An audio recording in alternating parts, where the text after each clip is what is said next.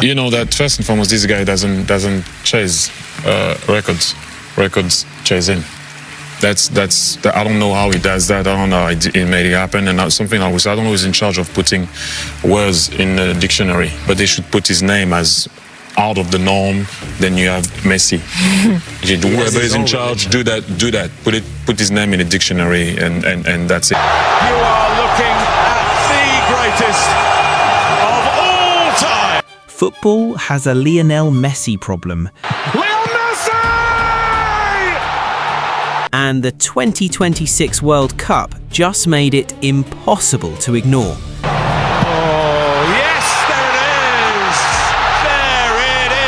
This tournament was supposed to belong to Kylian Mbappé, Erling Haaland, Vinícius Júnior, Lamine Yamal, Jude Bellingham, and a new generation ready to take football into its next era. Instead, a 38-year-old Messi arrived at his 6th World Cup, scored a hat-trick against Algeria, broke Miroslav Klose's all-time World Cup scoring record, reached 18 tournament goals, became the oldest player to score a World Cup hat-trick, and sent defending champions Argentina into the round of 32 almost by himself. And that's what makes this story so fascinating, because football has spent nearly 20 years searching for the next Messi. It has tried Neymar, Hazard, Pogba, Dybala, João Felix, Mbappé, Haaland, Vinícius, Bellingham, Yamal. Yet somehow, the biggest story at the 2026 World Cup is still Lionel Messi. So how is a player approaching 39 years old still dominating the biggest tournament on earth? Why does every World Cup eventually become about Messi? And has football set expectations so impossibly high that nobody can truly replace him? This is why football's Messi problem may be bigger than ever. The 2026 World Cup was supposed to be the tournament where football finally moved on. Not emotionally, competitively. This was the stage where the next generation stopped being called the future and started owning the present. Mbappé at 27, already a World Cup winner and World Cup final hat-trick scorer, close enough to the all-time scoring record to make history feel inevitable. Haaland at his first major international tournament after dragging Norway back to the World Cup on a 16-goal qualifying campaign. Vinícius as Brazil's most explosive reference under Ancelotti. Bellingham opening England's tournament against Croatia and becoming the youngest European player to appear in 4 major international tournaments. Yamal, still 18, already being spoken about as Spain's next defining superstar. Messi and Ronaldo were still present, yes, but the world had quietly moved them into a different category. Legends, icons, monuments to celebrate, not players to genuinely fear. Their era was supposed to be the background story now. Then Argentina played Algeria, and Messi scored all 3 goals in a 3-0 win. 17th minute, hour mark, 76th minute. First World Cup hat-trick of his career, his 200th appearance for Argentina. And just like that, level with Miroslav Klose on 16 World Cup goals. That alone would have dominated the tournament, but the deeper story was how he did it. This wasn't a 38-year-old surviving on reputation.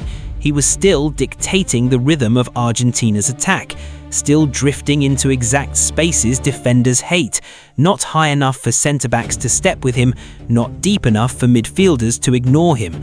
Algeria could see the problem clearly. They just couldn't solve the distance. Press him and space opens behind. Drop off and he has time to turn and face goal, which at that point is basically game over for your entire defensive structure. That's what makes this version of Messi so difficult to prepare for. He doesn't need to dominate every minute, he only needs to control the right ones. Then came Austria, and this was where the record finally fell. AT&T Stadium in Arlington. Messi missed an early penalty in the 9th minute. For a few minutes, it looked like the milestone might turn into a burden. The crowd waiting, the moment almost too perfectly set up. Anyone who's watched Messi long enough knows what comes next, though. 38th minute, Argentina worked it through Austria's shape.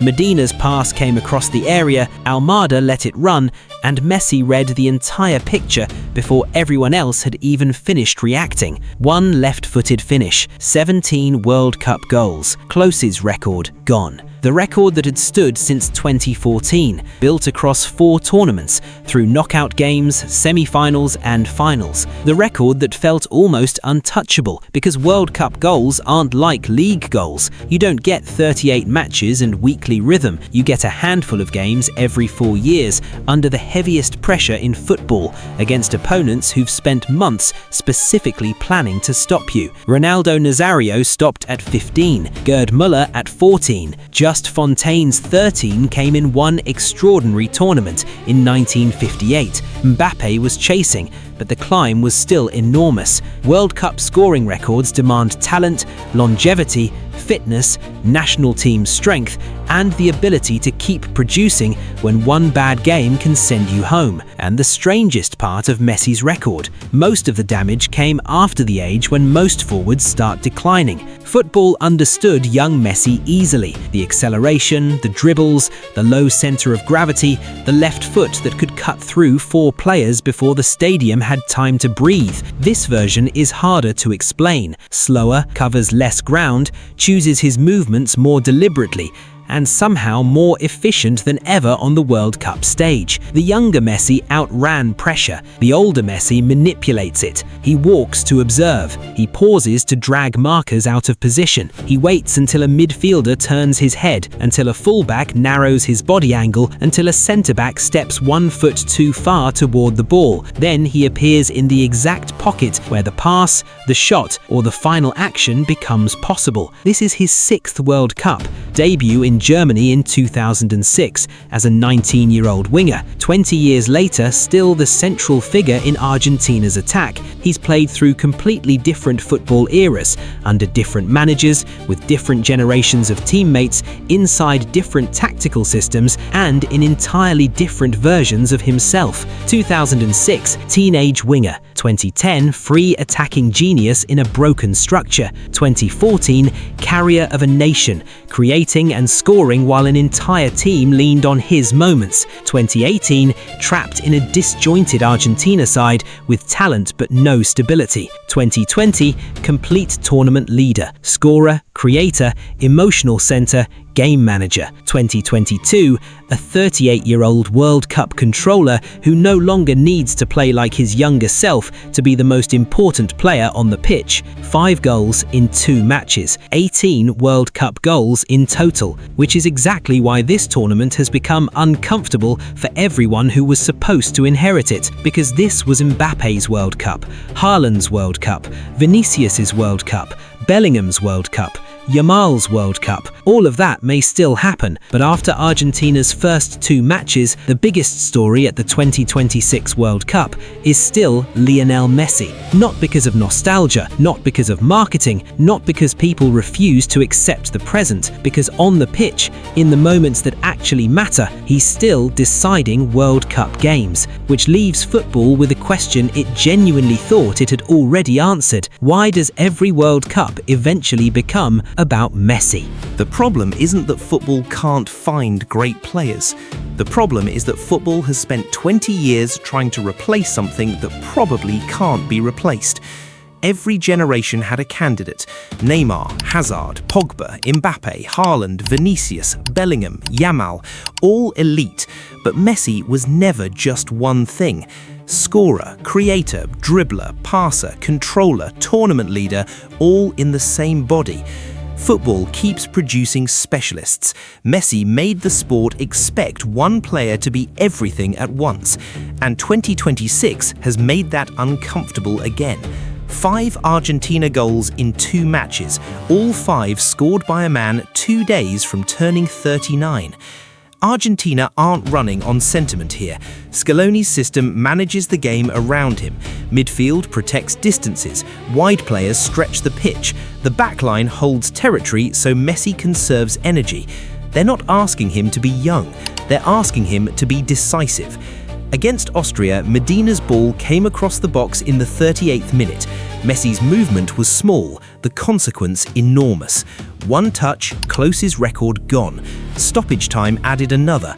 18 World Cup goals, 5 in this tournament. Argentina through with a game to spare. Then there's the one gap in the resume nobody talks about enough, the Golden Boot. 2 golden balls, a World Cup winners' medal, goals in finals and knockouts, but never the tournament's top scorer. In Qatar, he scored 7 and still lost the boot to Mbappe's 8. Now he's opened 2026 with 5 in 2 matches and already created separation in the race, though Mbappé, Haaland, Kane and Vinícius all have room to respond in the expanded 48-team format. The management question now sits with Scaloni. How much do you protect a nearly 39-year-old against Jordan? Every extra minute costs something at that age, but resting him means removing the player who has scored every single Argentina goal in this tournament. Because this isn't a farewell tour. Argentina are trying to defend the World Cup, something no men's team has managed since Brazil in 1958 and 1962. The route is longer now. 48 teams, more matches, harder recovery windows. For a defending champion built around a 38-year-old, none of that is a small detail. But this isn't the scrambled Argentina of 2018, or the purely emotional 2022 side. This is a controlled tournament team. They provide the legs, he provides the clarity. They protect his energy, he protects their ceiling. The question has shifted. It's no longer whether Messi can still produce. He's already answered that 5 times. The question is whether Argentina have learned how to carry him far enough to finish the job again. Messi is 38. Ronaldo is 41. Both in their 6th World Cup. Both still carrying expectations their country should have outgrown by now. The opening 2 rounds told the story. Messi missed a penalty against Austria, scored twice anyway, broke Klose's all-time record, hit 18 World Cup goals, and sent Argentina into the knockouts. Portugal drew 1-1 with DR Congo despite 75% possession and 1 shot on target. That contrast landed like a verdict. The old debate came back immediately, not because anyone forced it, because football never actually escaped it. 5 goals in 2 matches, the greatest scoring record in World Cup history, a defending champion still very much in business, and a generation of supposed heirs, Mbappé, Haaland, Vinícius, Bellingham, Yamal, still waiting for the handover. Messi hasn't delayed football's future by reputation, he's delaying it by performance. Football has spent 20 years preparing for life after him, but every time the game crowns a new king, Messi reminds everyone why the throne was his in the first place. Until someone takes this tournament away from him, football's next era keeps waiting outside the door.